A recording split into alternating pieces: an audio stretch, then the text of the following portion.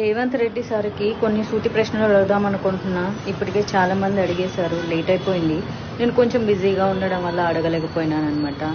అన్నట్లు నిన్న మెదక్లో ఒక చిన్న పాపను రేప్ చేసిందంట. మరి అసెంబ్లీలో మాట్లాడతారా? ఓవైసీ అక్బరుద్దీన్ క్వశ్చన్ చేస్తాడా?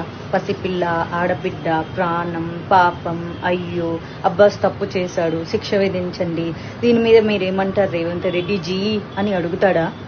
అన్నట్లు కొడంగల్లో ఒక రైతు ఆత్మహత్య చేసుకొని దానికి కారణం సీఎం రేవంత్ రెడ్డి వాళ్ళ కుటుంబ సభ్యులు అని చెప్పి లేఖ రాసిపెట్టి మరీ సూసైడ్ చేసుకున్నాడంట. వాళ్ళ కుటుంబానికి 25 లక్షలు ఇచ్చిండ్రా? కొన్ని 25,000 ఎవరైనా ఇచ్చిండ్రా?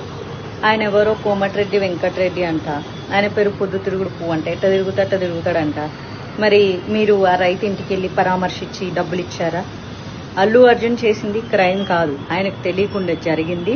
ఆయన దాని మీద ప్రాపర్గా స్పందించకపోవడం ఆయన చేసిన పొరపాటు. తప్పుకి, నేరానికి, పొరపాటుకి చాలా తేడా ఉంటుంది.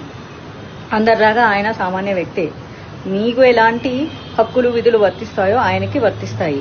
జరిగిన చిన్న పొరపాటుకి సినిమా ఇండస్ట్రీ మీద ఉక్కుపాదం మోపాలి. సినిమా ఇండస్ట్రీని రేవంత్ రెడ్డి కాళ్ళ కింద పెట్టుకోవాలి. జగన్ సినిమా వాళ్ళందరినీ పిలిపించి పోజులు కొట్టి దండం పెట్టించుకున్నట్లు మనం సీఎం అయిన తర్వాత మనం ఎందుకు పెట్టించుకోకూడదు అని. రేవంత్ రెడ్డి గారు, మీ ప్రయాణం అంతా చాలా బాగుంది, అందుకే కష్టపడి ఈ రోజు వరకు సీఎం అయ్యారు. జీవితంలో చాలా చాలా ఎన్నో సాధించారు.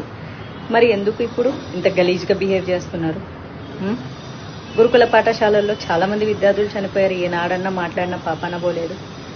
అందరికీ సమానంగా స్పందించండి, ఓకేనా? డైరెక్ట్గా బాధితులకు స్పందించకుండా సినిమా వాళ్ళ మీద పెత్తనం చెలాయించడానికి ఇప్పుడు దిల్ రాజును అడ్డం పెట్టుకొని పెత్తనం చెలాయించాలని చూస్తున్నారు కదా.